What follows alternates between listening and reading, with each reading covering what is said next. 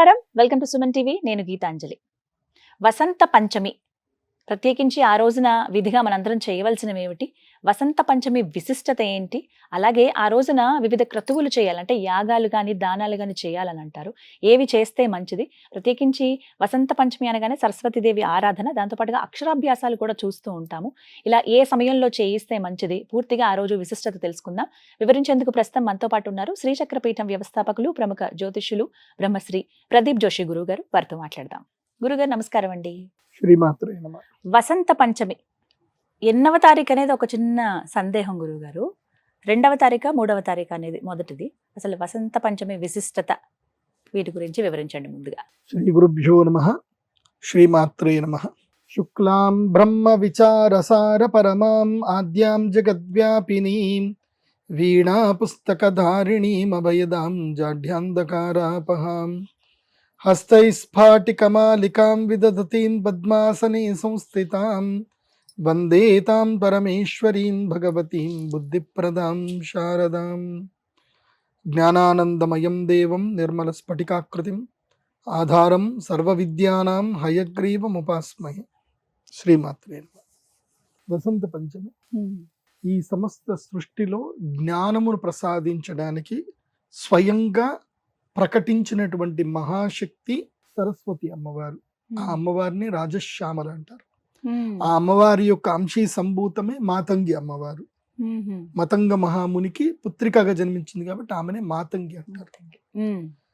మహాశక్తి. చాలా మంది సరస్వతి అని అంటే కేవలం అమ్మవారు వీణ వాయిస్తుంది, చాలా సాఫ్ట్ అనుకుంటారు.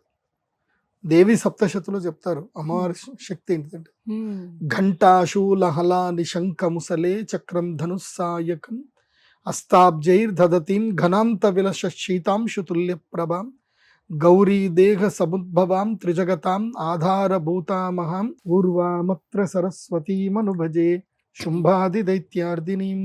శుంభ నిశుంభులను చంపినది సరస్వతి అమ్మవారు. సరస్వతి శక్తి. త్రిశక్తుల్లో శుంభ నిశుంభులను సంహరించింది సరస్వతి అమ్మ. సరస్వతీదేవి అమ్మవారు కూడా మహారాజ్ఞియే. ఆమె కూడా యుద్ధ శక్తి నైపుణ్యతం కలిగినటువంటి మంత్రిణీ దేవి అమ్మవారు. రాజశ్యామల దేవి అమ్మవారు. ఆమెనే ప్రధానమంత్రి. కాబట్టి రాజశ్యామలాదేవి అనుగ్రహం పొందాలి అన్నా, రాజసిద్ధి కావాలి అన్నా, ఏది కావాలన్నా సరస్వతి దేవి అనుగ్రహం కావాలి. జ్ఞానసిద్ధికి, రాజసిద్ధికి, ఆకర్షణ యోగ సిద్ధికి, మన జీవన విధానం నడవడానికి అన్నిటికి కూడా కావలసింది రాజశ్యామల అమ్మవారు. అందుకే ఈ వసంత పంచమి శ్రేష్టమైంది. సంవత్సరములో 3 ముహూర్తాలు ఉంటాయి, చాలా శ్రేష్టమైన ముహూర్తాలు. వసంత పంచమి, అక్షయ తృతీయ, ధనత్రయోదశి. ధనత్రయోదశి పెళ్లిళ్ళు పనికిరావు మళ్ళీ, ఓన్లీ ఈ 2 రోజులే. అంటే అన్ని శుభకార్యాలన్నిటికీ వసంత పంచమి, అక్షయ తృతీయ, ఇవి 2 సమస్త శుభకార్యాలకు, యజ్ఞ యాగాదులకు, తపస్సులకు, హోమాలకు అన్నిటికీ ఈ 2 కేవలం ధన ఆకర్షణ చేసుకోవడానికి మాత్రమే ధనత్రయోదశి. ఆ రోజు మనీ తప్ప ఇంకేం లేదు అక్కడ. క్రియాశక్తి, ఇచ్ఛాశక్తి, త్రిశక్తి సంయుతి ధనత్రయోదశి. అందులోపల ఈ వసంత పంచమి రోజు ఏం చెయ్యాలి అంటే రాజశ్యామల యాగం చెయ్యాలి. శక్తి ఉన్న ప్రతి ఒక్క రాజశ్యామల యాగం చెయ్యాలి. ఇది ఏంటంటే కనుక నీకు నిజంగా యోగం లేదనుకో, ఇది విన్న వెంటనే ఈయన ఏదో ప్రోగ్రామ్ వేసుకున్నాడు రా, ఈసారి డబ్బులు సంపాదిద్దాం అన్న ఆలోచన వచ్చేస్తుంది. చెప్తున్నా ఎందుకోసం అంటే నీకు చెయ్యొద్దు కాబట్టి నీకు నెగిటివ్ ఉంటుంది. అదృష్టం ఉందనుకోండి, నీ దగ్గర రూపాయి లేకపోయినా వచ్చి కూర్చొని యాగం చేద్దాం అన్న ఆలోచన వచ్చి అక్కడ కూర్చుంటావు. ఎందుకోసం అంటే ఇప్పుడు యాగం చేసేటప్పుడు నువ్వు యజ్ఞం వేయాలంటే నేను డబ్బులు అడుగుతాను, కానీ పక్కన కూర్చొని నువ్వు సేవ చేస్తా అంటే నేను డబ్బులు అడగ కదా. కాబట్టి ఆ ఆలోచన అందరికీ రాదు. రాజశ్యామల యాగం చేస్తే అదృష్టం. వసంత సంవత్సరానికి ఒక్క రోజు ఉంటుంది రాజశ్యామల యాగం ముహూర్తం. ఈ రోజు చేయాలి, మిగతా రోజులు చేయొచ్చు. కాకపోతే ఈ రోజుకున్నంత శక్తి, ముహూర్త శక్తి ఈ రోజుకున్నంత శక్తి, ప్రకృతి శక్తి ఇంకొక రోజు ఉండదు. నేచర్లో శక్తి మారుతూ ఉంటుంది, ప్రకృతి మారుతూ ఉంటుంది. ఇప్పుడేంటి శిశిర ఋతువు చూస్తే మనం ఏం అర్థం చేసుకోవాలంటే వదిలేయాల్సినవి వదిలేయాలి, పట్టుకోవాల్సినవి పట్టుకోవాలి. ఏది వదలాలి, ఏది పట్టుకోవాలి మనకు తెలియదు, అమ్మకు తెలుసు. సో అది కనుక మనం ధ్యానం చేస్తే మన లోపల ఉండేటువంటి ఏదైతే ఎండిపోయిన ఆకులు ఏవైతే ఉన్నాయో అనవసరమైనన్ని అమ్మవారు తీసేస్తుంది, మళ్ళీ నిత్య నూతన చైతన్యాన్ని కలిగిస్తుంది. ఇప్పుడు శిశిర ఋతువు ప్రకృతిలో ఎట్లా ఉంటాయి, చెట్లు పడిపోవు, ఆకులు మాత్రమే రాలుతాయి. చెట్లలో శక్తి ఉంటుంది, చెట్లు చనిపోయినట్టుగా కనిపిస్తాయి, బోసిపోతాయి, కానీ జస్ట్ 15 రోజులు ఆగితే మళ్ళీ వికసిస్తుంది. చైత్ర మాసం వచ్చరికి మళ్ళీ అడవంతా పచ్చగా కనిపిస్తుంది. అట్లా రాజశ్యామల అమ్మవారు నీ లోపల ఉండేటువంటి నెగిటివ్ను మొత్తం తీస్తుంది. అందుకే వసంత పంచమి సంవత్సరంలో ఈ 3 రోజులు యాగాలు చేయాల్సిందే. నీ జీవితంలో బాగుపడాలంటే ఏ ఆలోచన లేకుండా వెళ్ళిపోవాలి, చేయాలి అంతే. 3 యాగాలు ఎప్పుడు, వసంత పంచమి, అక్షయ తృతీయ, ధనత్రయోదశి. ఈ 3 రోజులు ఉపాసనా శక్తి సంపాదన జరిగేటువంటి సమయాలు. అందుకే ఈ వసంత పంచమి అందరూ అక్షరాభ్యాసం చేస్తారు. చాలా మంది చూస్తామండి, సరస్వతి అక్షరాభ్యాసం చేసుకోవచ్చు. చాలా అసలు చేయాల్సింది అక్షరాభ్యాసం. ఏంటంటే ఏ పుణ్యమైతే నువ్వు సంపాదిస్తావో అది అక్షరం అవ్వాలి, అంటే నశించకూడదు. అక్షయ తృతీయ కూడా అంతే. అక్షయం నక్షయం అక్షయం, అక్షర అభ్యాసం నక్షరం అక్షరం. సో ఇది అక్షర పంచమి, అది అక్షయ తృతీయ. అర్థమవుతుందా? సో నక్షరం అక్షరం, అక్షరాభ్యాసం చేయంటే ఏ ఉపాసన చేయడం వల్ల, ఏ జ్ఞానం సంపాదించుకోవడం వల్ల నీ జన్మాంతరులకు నీకు జ్ఞానం వెళుతుందో, ఏదైతే నశించదో దాన్ని అక్షరము అంటారు. దాన్ని అభ్యాసం ఈ రోజు చేయాలి. వాస్తవంగా మనిషి చనిపోయిన తర్వాత ఈ యొక్క పార్థివ శరీరము పోతుంది.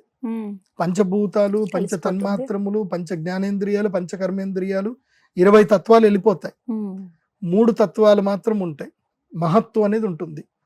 అందులోపల సూక్ష్మ శరీరము, కారణ శరీరము, జ్ఞాన శరీరం, ఈ 3 శరీరాలు మాత్రమే ట్రావెల్ అవుతాయి. దేంతో? మహత్తుతో ట్రావెల్ అవుతుంది. దాన్ని ఆత్మ అంటారు. సో కారణ శరీరము అంటే అర్థమైంది, కర్మ ఫలాలని కూడా తీసుకున్నది కారణ శరీరము. సూక్ష్మ శరీరం అంటే జీవాత్మ, చైతన్యం, ద సోల్. తర్వాత ఏంటి? జ్ఞాన శరీరం. నాలెడ్జ్ నువ్వేం గెయిన్ చేసావు, ఏ జన్మలో ఏ నాలెడ్జ్ గెయిన్ చేసావు, మెమోరీస్, అవన్నీ కూడా ఇంకో శరీరం లోపల ట్రావెల్ చేస్తాయి. అవి మన కంటికి కనబడవు. సో నువ్వు ఈ జీవితంలో నువ్వు ఎంత సంపాదించుకున్నా, ఏం చేసుకున్నా, అది ఈ 20 తన్మాత్రములకు మాత్రమే. ఏవి? పంచ జ్ఞానేంద్రియాలు, పంచ కర్మేంద్రియాలు, పంచ తన్మాత్రములు, పంచ భూతములు ఈ శరీరంలో ఉండేవి. అక్కడి వరకే నువ్వు అనుభవిస్తున్నాను అనుకుంటావు. ఈ శరీరం పోయినా ఇంకేం అనుభవిస్తావు? ఇప్పుడు ఉదాహరణకి నీకు అనస్థీషియా ఇచ్చారు, ఇక్కడ అనస్థీషియా ఇచ్చి ఇక్కడ వాత పెట్టారు, నొప్పి ఉంటుందా? తెలియదు. ఏముండదు. అంటే నువ్వు అనుభవిస్తున్నావు అంటే లేదు, నొప్పి అనుభవించట్లేదు. నోట్లో షుగర్ వేశారు, నాలుకకేం తెలియట్లా, స్వీట్ అనుభవించట్లే, అంటే ఏది నువ్వు అనుభవించట్లే. అంటే నీ లోపల ఉన్న తన్మాత్రములు పనిచేయట్లే. అంటే లోపల ఉండేటువంటి ఆత్మ కూడా ఏది అనుభవించట్లే. ఆత్మకేమీ లేదు, ఉండేది ఒక్కటి మాత్రం ఉంటుంది. ఆత్మకి ఏంటి? జ్ఞానం. అది మాత్రం పర్సీవ్ చేస్తుంది. అందుకే జ్ఞానశక్తి, తర్వాత తపశ్శక్తి, ఇవన్నీ కూడా మనకి తప్పకుండా ఎన్ని జన్మలు ఎత్తినా క్యారీ ఫార్వర్డ్ అవుతుంది. అవి మనం నిజంగా సంపాదించుకోవాలి. ఆ సంపాదించుకోవడానికి మనకి 300 days ఉన్నాయి, 300 రోజులు ఉన్నాయి. ఆ 300 రోజుల్లో 60 రోజులు మాత్రం శక్తి సంపాదించుకోవడానికి ఉన్నాయి. ఆ 60లో 3 రోజులు మాత్రం ఇవి. ఏవి? వసంత పంచమి, అక్షయ తృతీయ, ధనత్రయోదశి. మిగతా 24 రోజులు ఏమిటంటే కనుక పర్వదినాలు. ఇంకా దాంట్లో వచ్చేటివి ఏంటంటే ఒక 9 నవరాత్రులు వస్తాయి. ఏవైనా నవరాత్రులు, 9 నవరాత్రులు. దాంట్లో ఇంకొకటి ఏంటంటే పర్వదినం మహాశివరాత్రి.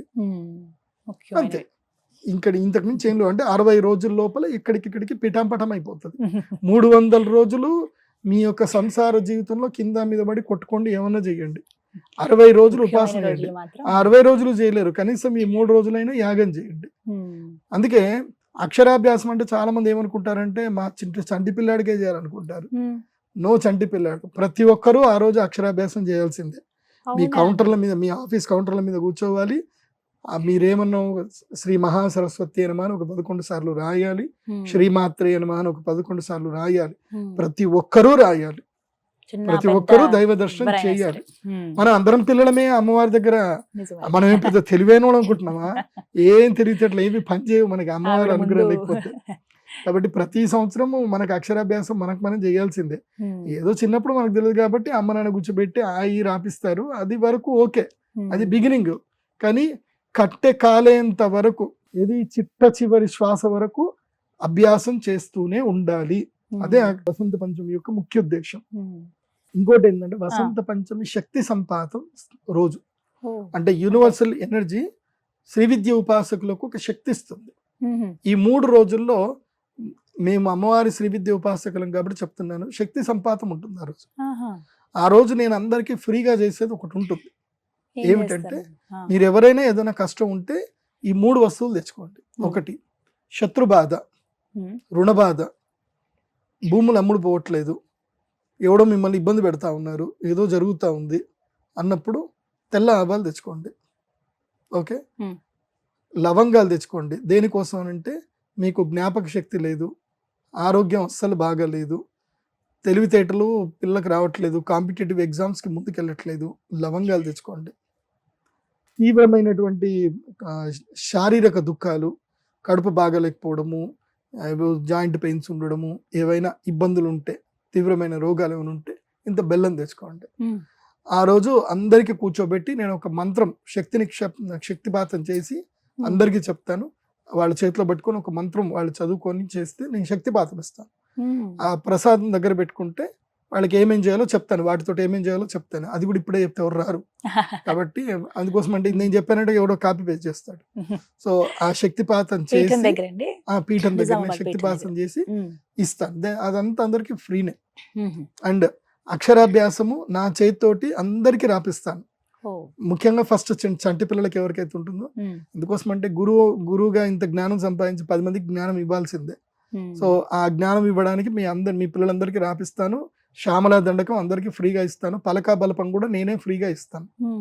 కాకపోతే మీరు ఆ అక్షరాభ్యాసానికి సంబంధించి పూజలో పాల్గొనాలంటే మా శ్రీచక్ర పీఠానికి ఏదైనా డొనేషన్ చేయాలి. ఒక 2500 3500 డొనేషన్ చేసి మీకు స్ఫటికలింగము లేదంటే మాతంగి మాల, ఈరోజు తప్పకుండా స్ఫటికమాల ధరించాలి.